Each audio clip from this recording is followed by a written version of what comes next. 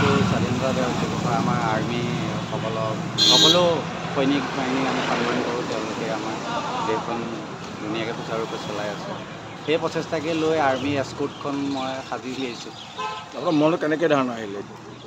আগতেও মই বৰটোপটো নগাঁও টাউনত ঘূৰাইছিলোঁ আৰু এইবাৰ বোলো আৰ্মি লৈ আগবাঢ়িছোঁ। কিমান খৰচ হৈছে আপুনি এইটো বনাওঁতে? বেছি খৰচা হোৱা নাই, ৩,০০০-৩৫০০ ভিতৰত। সময় কিমান দিন লাগিছিল বনাওঁতে? সময় মোৰ 8 দিন লাগিছিল। এইখন কি গাড়ী? যিখন গাড়ী মাৰুতি এস্পেক্ট্ৰ। আপোনাৰ ঘৰ? মোৰ ননয় কুমাৰ। মই নগাঁও APDCL জব আছে। ঠিক আছে।